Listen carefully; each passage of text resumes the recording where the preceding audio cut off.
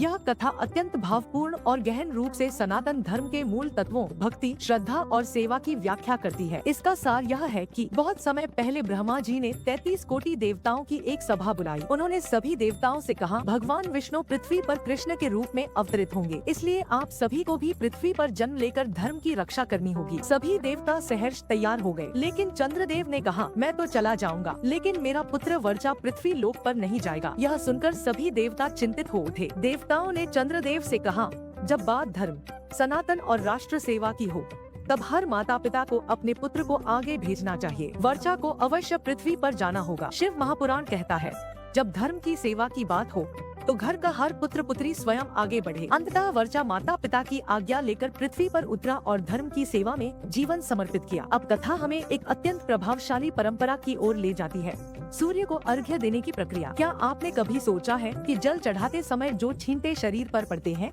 वह शुभ होते हैं या अपवित्र? शिव महापुराण स्पष्ट कहता है, वह जल अब साधारण नहीं रह जाता, वह सूर्य की ऊर्जा से युक्त हो जाता है। उसके छींटे शरीर पर पड़ते हैं तो वह शुद्धिकरण और ऊर्जा का स्रोत बनते हैं। सूर्य को जल चढ़ाते समय तांबे के पात्र का उपयोग करें। हाथ सिर से कम 8 इंच ऊपर हो। सबसे जरूरी बात, सूर्य का प्रतिबिंब उस जलधारा में दिखना चाहिए। अगर किसी को गठान, कैंसर या छाती की कोई बीमारी है तो अर्घ्य की धार उस अंग की ओर करें। सूर्य की किरण उस जल से होकर उस स्थान पर पड़ेगी और चमत्कारी ऊर्जा प्रदान करेगी। कथा कहती है कि आंखों की रोशनी कम होने पर यदि कोई व्यक्ति जल के माध्यम से सूर्य को देखे और नियमित रूप से अर्घ्य दे तो उसकी दृष्टि सुधर सकती है। यह केवल एक धार्मिक अनुष्ठान नहीं बल्कि ऊर्जा और चिकित्सा का विज्ञान है। सूर्य की किरणें हमारे शरीर को शक्तिशाली बनाती हैं और हमारी इंद्रियों को संतुलित करती हैं। एक गांव में जब शिव महापुराण की कथा हो रही थी तो कथा के समय अचानक गर्मी से तपता वातावरण ठंडा हो गया। चारों ओर ठंडी हवाएं बहने लगी। यह सब शिव कृपा थी। सेवकों ने कहा,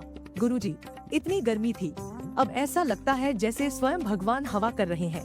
जवाब मिला, जहाँ भक्ति और कथा होती है वहाँ प्रकृति भी सेवक बन जाती है। शिव महापुराण सिखाता है, जब सेवा का अवसर हो तो परिवार के हर सदस्य को आगे आना चाहिए। झाड़ू लगाना, पानी पिलाना, पंडाल की व्यवस्था करना, यही सच्ची भक्ति है। माता पिता को चाहिए कि वे अपने बच्चों को धर्म सेवा का संस्कार दें। परीक्षा अपनी जगह, लेकिन 7 दिन की कथा सेवा जीवन भर की ऊर्जा और पुण्य दे जाती है। तो आइए हर दिन शिव का नाम ले, सूर्य को अर्घ्य दें और अपने जीवन को शुद्ध, ऊर्जावान और दिव्य बनाएं।